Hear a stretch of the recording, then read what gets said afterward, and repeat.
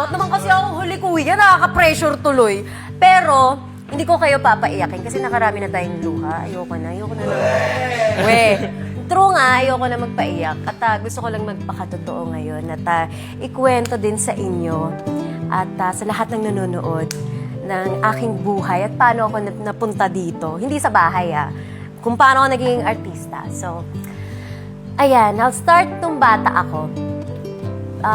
Yung nanay at tatay ko naghiwalay sila. Kasi hindi sila nagkakasundo and we were in Bahrain. Comfortable yung life. Napaka-okay kasi buong pamilya. Pero may mga away. Tapos, 5 years old ako. Sabi ng nanay ko, ayoko na. Tapos, buntis siya. Sabi ko, uy, best friend ko yan, yung dala mo. Kasi nag-request talaga ako ng kapatid na bunso para may best friend ako. And then, sabi niya, hindi ko na kaya. Tapos, akala ko, babalik siya. Diba? Di alis siya. Sabi ko, sige, babalik din yan. Hindi na siya bumalik. And, nalungkot ako. Tapos yung daddy ko, nagdala ng bagong chicks. Sabi ko, sino yan? Ako kasi palaban talaga ako. Pag hindi ko gusto, hindi ko gusto. Talaga sinasabi ko sa tatay ko, hindi ko siya gusto. Sinasabi ko pa sa kanya, lumayas ka dito kasi hindi mo papalitan yung mama ko. Talagang strong yung personality ko. And dinala niya ako sa ospital, yung chicks ng tatay ko. Tapos sabi niya ng doktor, nanay mo ba yan? Ay, hindi, napulot lang yan sa kalsada. So yung tatay ko, nagagalit sa akin. First time ako napalo. Sabi ko sa tatay ko, kung papaluin mo ko dahil pinaglalaban ko nanay ko, uuwi na lang ako. Ay, uuwi? Pupunta akong Pilipinas, susundan ko yung mama ko. So, 5 years old, sabi ng tatay ko, kaya mo ba? Kasi hindi kita mahahatid kasi sobrang busy ng tatay ko. He's a wealth provider. And sabi ko, kaya ko. So, bumiyahe ako mag-isa papuntang Pilipinas. 5 years old, nagugulat silang lahat. Asan yung naanay at tatay mo? Sabi ko, pupuntahan ko yung mama ko. Di, binigyan ako ng pera ng tatay ko sa bulsa. Huwag mong galawin. Pagdating mo doon, ituro mo yung bulsa. So, para akong delivery girl. Tapos yung nanay ko, yung tatay ko sobrang strict niya. So, minsan may mapapansin kayo medyo natutulala ako at naninibago kasi never ako pinayagan ng tatay ko na magkaroon ako ng mga friends na lalaki. Sobrang strict siya. So, yun, medyo, syempre, pushing myself out of the comfort zone. And, so, pumunta ako sa nanay ko. Pagdating ko sa Pilipinas, sabi ko, Mama, gulat ako. Pagkakita ko kasi ang okay ang ganda ng bahay namin. Ang laki-laki, masaya, maraming pagkain. Tapos pagdating ko dito, nakita ko yung tinitirhan niya. Napakaliit. Tapos yung kwarto niya, hindi mo may stretch yung legs mo. May baby, si Mona. Tapos nakakita akong flying ipis. Wala kaming ganun. Sabi ko, bongga ng mga dito. Tapos may daga na malalaking ganun. So sabi ko, Mama, pinagpalit mo yung buhay natin dito. Sabi niya, dito ako masaya. It's not the money. So yun, dito na ako. Tapos syempre, nirecruit ko na yung ate at kuya ko. Sabi ko, guys, paradise dito. Sumunod kayo. So punta sila. Kala nila talagang bongga. Sabi nila, walang iya ka. Ito yung pinunta. Tapos sabi ko, may enjoy nyo. And talagang nag-enjoy sila. So lahat kami dito na tumira at dumating sa point na yung tatay ko, he stopped supporting us. So I was 13, yung kapatid ko yung basta yung si Mona ang una nag-artista. At nagtatry din ako nun kasi ever since bata ako, ang pinapanood ng mama ko sa bahay is TFC. Pangako ko sa'yo. Pangako sa'yo pala. Pangako sa'yo. Hindi ko siya naiintindihan kasi English speaking kami dun. Tapos sabi ko, sana magpanood din ako ng mama ko. Tapos, gandang-ganda siya, Christine Hermosa, Jericho Rosales, yun. And then, pagdating ko, kami ni Mona, sobrang hilig namin umarte. Aarte kami, mag-iiyakan kami. Tapos yung mama ko sabi niya, alam mo, yung luha mo, dapat pagkakitaan mo yan, ha? Sabi ni Mona, ha? Ano yun? Kasi syempre, baby, 6 years old. Tapos, nagkaroon siya ng audition, nagpunta siya sa GMA. At ako, nag-try din ako mag-audition. Lahat, hindi ako natatanggap. Pero lahat ng ino-audition ng kapatid ko, tanggap siya. So proud ako. Hindi ako nainggit. Pero sabi ko, siguro, yung pag-aarte ay hindi para sa akin. Kasi nakailang rejections na ako. Lahat talaga. Hindi ko sinasabing tsaka ako ngayon, pero talagang tsaka ako dati. Wala akong glow up, hindi ako marunong mag-ayos, JJ mon ako, naglalakad ako sa araw, talagang pa. Boyish talaga kasi mga pinsan ko, mga pinsan ko kasama ko. Hindi talaga. Hindi. Okay na ako ngayon, pero dati talaga, dadaan talaga tayo sa stage na hindi tayo confident at hindi natin alam paano alagaan yung sarili. But, after nun, after sa sobrang daming rejection, nagkaroon ng PBB. Ay, nanonood ako. Sabi ko, gusto ko yan. Kasi unang-una, di kakakanta. Hindi siya competition ng mga singers kasi hindi naman ako talented. Hindi din siya dancers. So sabi ko, pangarap ko din na mag-PBB. Gusto ko makapasok sa confession room. Gusto ko makapasok sa room ng mga girls. Nag-audition ako. Tapos yung mama ko, sobrang supportive. Lahat ng audition ko, sinasamahan niya ako. Kahit reject, yayakap lang yan. Okay lang yan. Okay lang yan. Simon ang bahala sa atin. Tapos yung ngayon, nag-audition ako, tila kami whole day, Marikina, PBB. Tapos, pasok ako sa next round. Zay, one day kami nakapila. Tapos, kumakain kami sa kalye. Lahat yan pinagdaanan namin. And then, sa next round, nagkaroon naman ng next, syempre may 1, 2, ilang screening yan. Pangalawang screening, ligwak. Sabi ko, ay, tapos yung text sa akin lang, kasi ayoko pa-forward sa nanay ko, masasaktan siya. You did not make it. And then, nag-artista ako, pero support extra, lahat yan. Dumaan ako sa extra, nung mga 13 years old ako na 300 pesos ang TF ko, kasi may cut. 300 pesos malinis sa akin. Siyempre, ano mga ambag sa 300 pesos, pagkain lang yun. So, sabi ko siguro hindi talaga para sa akin. Lahat yan ang pagdaanan ko. Extra, support ng support. Yung support ako ng support. Support, best friend, walang line, lahat yun ang pagdaanan ko. And thankful ako kasi na-experience ko lahat. And I know kung ano nafe-feel ng mga nagsastart din doon. And sabi ko, siguro hindi para sa akin ang pag-aartista. So, nag-quit ako. Quit talaga. Sabi ko sa mama ko, sorry, gusto ko mag-aral na lang. Kasi, hoy, ayoko umiyak. Gusto ko mag-aral, gusto ko mag-asawa. Yun na lang yung pangarap ko. Kasi, syempre, kung hindi para sa'yo, huwag mo ipilit. Maybe God has a bigger plan. So, yun, nag-aral ako. Aral ako culinary. Medyo okay na yung tatay ko. Bumabalik-balik na siya. Ayaw ng tatay ko ng artista. Ayaw niya ng showbiz. Ayaw niya nakikita ka sa TV. Ayaw niya nagsisleeveless. And, yung mama ko, okay na, tanggap niya na hindi ako pang artista. Siguro si Mona na lang. At least may artista kami sa pamilya.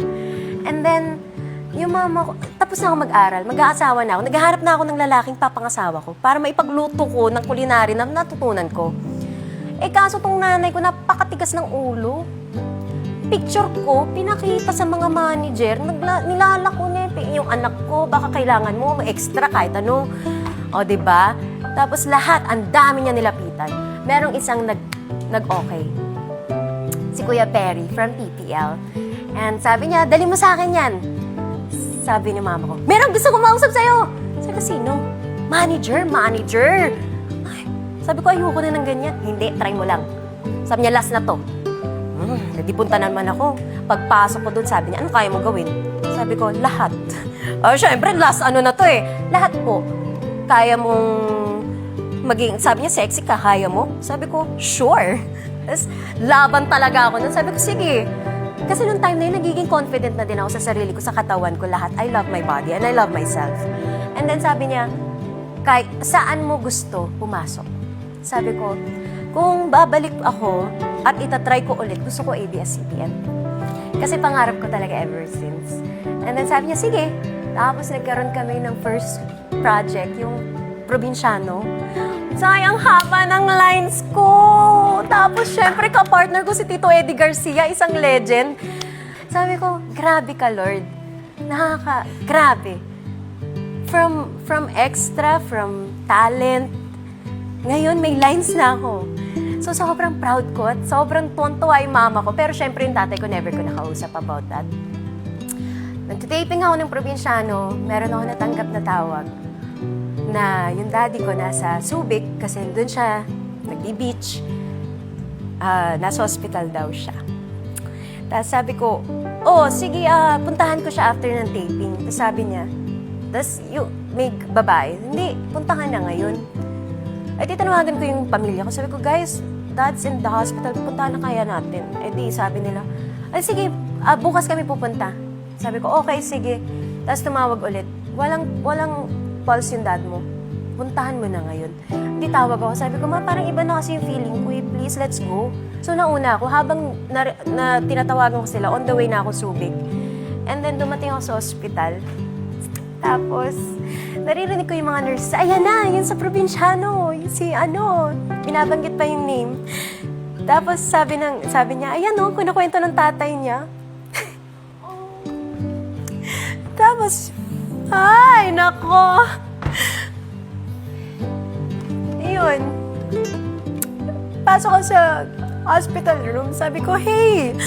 Sabi ko, yung ginagawa mo? Sabi niya, yumakap siya. Sabi niya, come, sit down, let's take a picture. Hindi upo ako. Sabi ko, Dad, ano ba problema mo? Sabi ko, umiga ka lang dyan. Sabi niya, I want a picture. Upo siya, tapos yakap siya. Tapos, may dala pa akong mga pasalubong na pabango sa kanya. Kasi ganun kami. Every time na makikita ko siya, dapat daw may pasalubong ako. Na naalala ko siya. So, dala ko yung pabango, tapos inabot ko sa kanya. Sabi niya, thank you. Sabi ko, Dad, stop kasi yung paninigarilyo mo eh. Sabi niya, oo nga, ayoko na. Uwi na ako sa Bahrain next week, ayoko na. Magbabago na ako. Ayusin ko na. Tapos sabi niya, I'm so proud of you. Sabi niya, kung nakwento kita na nasa probinsya, he doesn't even understand. English kasi siya. Sabi ko, paano ka nanonood? Sabi niya, proud ako. Sabi niya, hindi man ako perfect, yun. Tapos tinatawagan ko na sila, kasi papalipat na namin siya ng hospital kasi nga yung facility sa province is not as good as, syempre, yung mga hospital dito sa Manila. So, naka-ready na yung ambulance and we're gonna move. Tapos sila mama, 5 minutes away. Tapos lumabas ako, sabi niya, I'm very proud of you. Labas siya. Labas ako kasi kakausapin ko na yung doktor, lilipat na. Paglabas ko, wala na. Nire-revive siya nang nire-revive, pero wala na. So, pagdating ng mga kapatid ko, na yun, hindi nila naabutan na sobrang bigat dun kasi syempre, hindi nila nakita ng buhay or nakausap. And, yun nga, the next week, talagang lumipad siya pero naka-freezer na. And hindi ko siya nalibing kasi nga may taping. Pero syempre, tinapos ko yung taping at pinayagan din nila ako umalis. And sobrang lungkot ko nun kasi sabi ko, wala na. Siguro pag alis ko, wala na akong babalikan kasi di naman ako bida. At may in-offer sa akin na isang role na gustong-gusto ko makatrabaho, isang artista. And ayun, sabi nila, girlfriend ako ng brother niya. So sabi ko, girlfriend, okay na yan. At least kasama ko yung bida na yun. Ayun, sabi ng manager ko, mamili ka. Aalis ka, gagawin mo lahat ng mga kailangan ng tatay mo o mag-stay ka. Tapos, mag-aartista ka pa rin. Sabi ko, I think, nagulat ako kasi yung tatay ko, lahat talaga. Hindi naman ako favorite, pangatlaw akong anak. Hindi ako paborito talaga. Lahat ng bahay, lahat ng property sa akin ni Name, siguro kasi may tiwala siya, I don't know. And ako lang yung pwede mag-ayos doon. So, kasi above 80 na ako. And syempre gusto ko ihati ng tama sa kanila. And pinapili ako, parang pamilya ko ba o ito? Tapos sabi ko sa kapatid ko, girl, parang hindi na ako pang artista, girl. Parang pag alis natin, alam ko wala akong babalikan. Sabi niya, ate, mag-vlog ka. Ba-vlog ko, hindi naman ako wala naman ako ginagawa sa buhay, kundi kumain, mag-mall, kumain ulit. Tapos sabi niya, nakakatawa ka. Sabi ko, saan ako nakakatawa? Sabi niya, people don't know how you really are. Sabi ko, edi nag-try kami. Sabi niya, ako mag-shoot sa'yo. Ako mag-edit, upload natin. Sabi ko, sige. Sabi niya, gawin mo lang ginagawa mo. Mall kami, kumain ako. Gulat ako, nagkaroon ng 200,000 views. Sabi ko, wow, bakit sila interesado? Sino ba ako? After yun, nung nag-travel kami, papuntang Amerika, Morocco, lahat yung binlog ko. Nagugulat ako. Lahat ng taong kilala ako. Tapos, nakikita ko yung mama ko, proud na proud siya. And proud na proud si Mona. Ito nga t-shirt kanya to eh. Tapos yun, punta kaming US. Wala din akong ginagawa dun, kundi mag-ayos ng mga properties, lawyers. Wala akong buhay. So sabi, naisip ko, ang ganda ng araw, di talaga ako marunong mag-washing machine. Nanay ko, tinuruan talaga kami maglaba ever since. Anong gagawin natin? Tara, Sabi ko, maglaba tayo, lalaban ko, ang dami kong labahan. At inilaban ko, paglaba ko, tapos nagluto kaming adobo, kain kami. Yun lang, in-upload ko siya, tapos grabe, 30 million.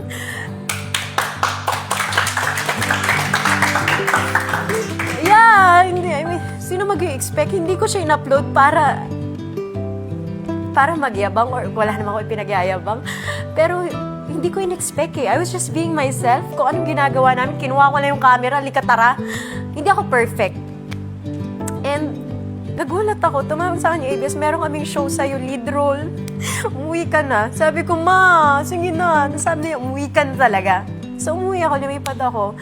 Yung role na yung hindi ko nakuha, yung magiging girlfriend ako, sa akin binigay yung project and ako yung naging bida. And sobrang thankful ko sa ABS-CBN kasi sila lang yung nagtiwala at sila nagbigay ng opportunity sa akin and napanood ng tatay ko yun. So thank you, ABS. Ayun!